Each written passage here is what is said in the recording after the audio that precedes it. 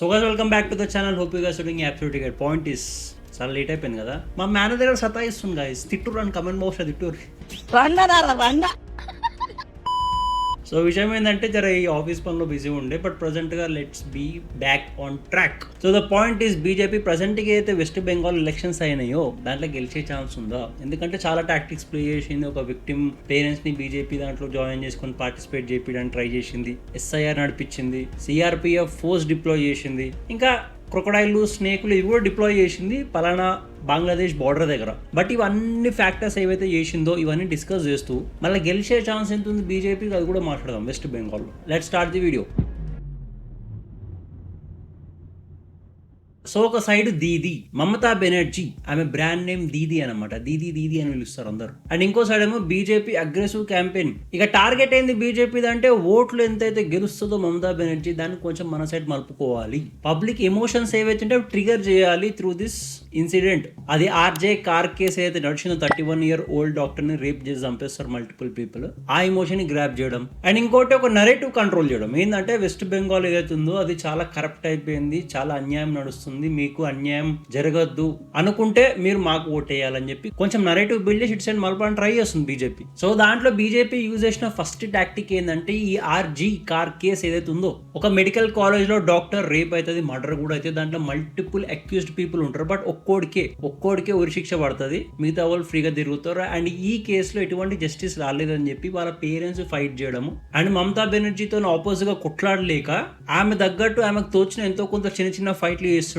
ఆ పర్సన్ ని, ఆ విక్టిమ్ వాళ్ళ మదర్ ఎవరైతే ఉన్నారో ఆమెనే బీజేపీ పార్టీలో జాయిన్ చేసుకుంటారు. ఎందుకంటే పబ్లిక్ ఎమోషన్స్ చాలా హెఫ్టీగా అటాచ్ అయి ఉన్నాయి ఆ పలానా ఇన్సిడెంట్ తోటి. సో ఆ మదర్ కి న్యాయం కల్పిస్తాం మేము, బీజేపీ వస్తేనే కల్పిస్తుంది అనే నరేటివ్ ని స్ప్రెడ్ చేయడానికి ఆమెని బీజేపీ పార్టీలో జాయిన్ చేసుకుంటారు. కొంచెం మించు సుగాలి ప్రీతి కేసులే కనిపిస్తుంది కదా, వీళ్ళ పక్కకు పెట్టి. ఇప్పుడు ఈ విక్టిమ్ వాళ్ళ మదర్ ని దగ్గర తీసుకొని బీజేపీ ఏం ప్రూవ్ చేద్దాం అనుకుంటుందంటే ఉమెన్ సేఫ్టీ ఏదైతే ఉందో అది west Bengal is a complete failure. And women safety system లో చేంజ్ రావాలంటే మీరు బీజేపీకి ఓటేసి బీజేపీని గెలిపిస్తే మేము వచ్చినాక మీకు చేంజ్ చేస్తాం సిస్టమ్ ని, మీకోసం ఒక జస్టిస్ కల్పించే సిస్టమ్ ని మేము ప్రొవైడ్ చేయగలుగుతాం అనే నరేటివ్ ని స్లోగా పుష్ చేసింది ఈ మదర్ ని అలా పార్టీలోకి తీసుకొని. అంటే ఇక్కడ నువ్వు టాక్టిక్ అర్థం చేసుకో, ఇండైరెక్ట్ పెయిన్, ఎమోషన్, యాంగర్ ఏదైతుందో పబ్లిక్ లోపల రిగార్డింగ్ దట్ పర్టికులర్ ఇన్సిడెంట్, ఆ అమ్మాయితో, ఆ మెడికల్ డాక్టర్ తో అయిన ఇన్సిడెంట్ ని దాన్ని స్లోగా కన్వర్షన్ చేసుకుంటారు ఓట్స్ కోసం. ఇది వర్కౌట్ అవుతుందా అంటే వెల్ పబ్లిక్ ఎమోషన్స్ ఇన్వాల్వ్ ఉన్నాయి కాబట్టి వర్క్ అవ్వచ్చు. అండ్ ఇప్పుడు సెకండ్ టాక్టిక్, లాస్ట్ టైం కూడా హెవీ ఫోర్స్ ని డిప్లాయ్ చేస్తారు వెస్ట్ బెంగాల్లో ఎలక్షన్స్ అయ్యేటప్పుడు, free and fair elections conduct చేద్దామని చెప్పేసి. ఎందుకంటే మమతా బెనర్జీ కొన్ని డెకేడ్స్ నుంచి నడిపించుకుంటూ వస్తుంది రాజ్యము, ఆమె రాజ్యాన్ని బ్రేక్ చేసి, ఆమె రూలింగ్ బ్రేక్ చేసి బీజేపీని గెలిపిద్దాం వెస్ట్ బెంగాల్లో ఎలాగో అలా అని చెప్పి పెద్ద మొత్తాన సిఆర్పిఎఫ్ ఫోర్స్ ని డిప్లాయ్ చేస్తారు వెస్ట్ బెంగాల్ కి. వాళ్ళు వెళ్తూ ఆన్ ది వే అయోధ్య కాడ ఆగి మొక్కేసుకొని వెళ్తారు. ఆ సిఆర్పిఎఫ్ వెహికల్ కూడా ఆపడానికి ట్రై చేస్తారు మమతా బెనర్జీ ఇంకా అలా కింద పనిచేసే కార్యకర్తలు. అవును, సిఆర్పిఎఫ్ ఫోర్స్ ఆపోజ్ గా పడతారు కామన్ పీపుల్. అలాగే ఒక సిఆర్పిఎఫ్ ఫోర్స్ అంటాడు నువ్వు నాకు రాయి కొడతా, నిన్ను గోలీ కొడతాడు డైరెక్టర్. అంటే అక్కడ పీపుల్ మమతా బెనర్జీ రాజ్యం కింద ఎంత తెగించున్నారు చూడు. ఎవడన్నా నువ్వు నేను పక్కకైనా మిలిటరీ బండి పోతుంటే గుడ్ మార్నింగ్ సార్ అంటాం, రైట్? ఇక్కడ అట్లా కాదనమాట, ఉల్టా బండ్ల మీద రాళ్ళ రప్పాలు కొడతారు. అంత ధైర్యం వాళ్ళకి. మా దీది ఉంది, మా దీది కాపాడుకుంటుంది లేదు. ఇప్పుడు ఈ సిఆర్పిఎఫ్ ఫోర్స్ ని ఎందుకు దింపిందంటే ఆడ హెఫ్టీగా ఓట్ రిగ్గింగ్ అవుతుంది. ఆ ఓట్ రిగ్గింగ్ టైంలో వాయిలెన్స్ వేరే రేంజ్ లో ఉంటుంది. సో ఆ వాయిలెన్స్ కంట్రోల్ చేయడానికి, ఆ ఓట్ రిగ్గింగ్ అవ్వకుండా ఉండడానికి ఈ పని. అండ్ ఇంకోటి థర్డ్ పాయింట్, 90 lakh ఓటర్స్ ని తీసేయడము. నిన్ననే ధ్రువటి గారు వీడియో పెట్టి 90 lakh ఓటర్స్ ని తీసేసారు, ఇది అన్యాయము, అట్లా అవుతుంది, ఇట్లా అవుతుంది, సెంట్రల్ ఫోర్స్ అట్లా చేస్తుంది, ఈసీఐ అట్లా చేస్తుంది అని చెప్పి ఒక వీడియో చేసిండు. బట్ ప్రాక్టికల్ గా మాట్లాడుకుంటే ఈసీఐ ఏం చేస్తుంది, సెంట్రల్ గవర్నమెంట్ ఏం చేస్తుంది పక్కకు పెడితే, టీఎంసీ తోటి కొలాబ్ అయిన so cold Congress party, gathbandhan లో ఉన్న పార్టీ, ఆ కాంగ్రెస్ పార్టీ లీడర్ ఏమంటారు అంటే మమతా బెనర్జీ ఆమె కోసం 30 to 40 lakh ఫేక్ ఓటర్స్ ని రెడీ పెట్టుకుంది. फर्जी वोटर ममता बनर्जी बना के रखी है. అండ్ ఇంకో కాంగ్రెస్ లీడర్ ఏమంటారంటే ఆల్మోస్ట్ 70 lakh ఓటర్ ని రెడీగా పెట్టుకుంది మమతా బెనర్జీ ఆమె కోసం అని చెప్పి. ఇది మన వాళ్ళు ఎవ్వరు అన్నది కాదు, నా రైట్ వింగ్ అనిలే, నా బీజేపీ అనిలే, నా ఈసీఐ అనిలే, నా ఎస్ఐఆర్ అనిలే, ఇది అన్నది జస్ట్ కాంగ్రెస్ పార్టీ లీడర్స్. అలా గఠబంధన్ లో కాంగ్రెస్ పార్టీ వర్సెస్ టీఎంసీ నడుస్తుంది ఒక క్లాష్. సో ఇప్పుడు కాంగ్రెస్ పార్టీ లీడర్స్ అన్న మాటలేవి, వీడేమో వచ్చి బీజేపీ ఇట్లా చేస్తుంది అంటాడు. మా మాటలు నమ్మకు, కాంగ్రెస్ పార్టీ గఠబంధన్లో టైఅప్ అయింది కదా, దాని మాట నేను వాళ్ళు అదే అంటున్నారు కదా. బట్ ఇదే ధ్రువరాటి గాడు ఆ వీడియోలో ఏమంటాడు అంటే, ఈ సాఫ్ట్వేర్ అయితే యూజ్ చేసిర్రో ఎస్ఐఆర్ చేయడానికి వెస్ట్ బెంగాల్ అది అన్అఫిషియల్ సాఫ్ట్వేర్, అసలు టెస్ట్ చేయలేదు, ఆ సాఫ్ట్వేర్ ఎంత పర్ఫెక్ట్ గా పనిచేసి ఎంత పర్ఫెక్ట్ గా పనిచేయదో క్లారిటీ లేదు అదని చెప్పి మాట్లాడినోడు ఇప్పుడు ప్రజెంట్ వీడియోలో బీహార్ ఎలక్షన్స్ టైంలో ఏం మాట్లాడతారంటే, ఈ మాన్యువల్ ఎస్ఐఆర్ చేసే అవసరం ఏముంది, మీరు సాఫ్ట్వేర్ ఎందుకు యూజ్ చేయరు, ఆ software multiple times previous times లో యూజ్ చేశారు కదా, ఇప్పుడు ఎందుకు యూజ్ చేయలేరు, బీహార్ టైంలో సాఫ్ట్వేర్ యూజ్ చేయొచ్చు కదా నువ్వు అని చెప్పి ఐడియా ఇచ్చినాడు బీహార్ ఎలక్షన్స్ టైంలో. ఇప్పుడు బీజేపీ ఏం చేసింది, వెస్ట్ బెంగాల్ ఎలక్షన్స్ కి ఎస్ఐఆర్ కండక్ట్ చేసేటప్పుడు అదే సాఫ్ట్వేర్ యూజ్ చేసే 91 lakh పీపుల్ ఎగిరిపోయారు. ఎవరైతే మమతా బెనర్జీ కలెక్ట్ చేసుకొని పెట్టుకుందో ఓటర్స్, ఇప్పటికీ నొప్పి అవుతుంది ఆ సాఫ్ట్వేర్ ఎందుకు యూజ్ చేసినావు. ఈ హిపోక్రసీ ఎక్స్పోజ్ అయినంత ఎవరిది ఎక్స్పోజ్ అవుతుంది ప్రజెంట్ గా. అయితే ఎస్ఐఆర్ కండక్ట్ చేయడానికి వచ్చారు కదా, ఎవరైతే పీపుల్ వస్తారో జ్యుడిషియల్ ఆఫీసర్స్, వాళ్ళని హోస్టేజ్ కింద పెట్టిర్రు, బంధించేసి రాలని పబ్లిక్ ఓపెన్ డే లైట్ లో.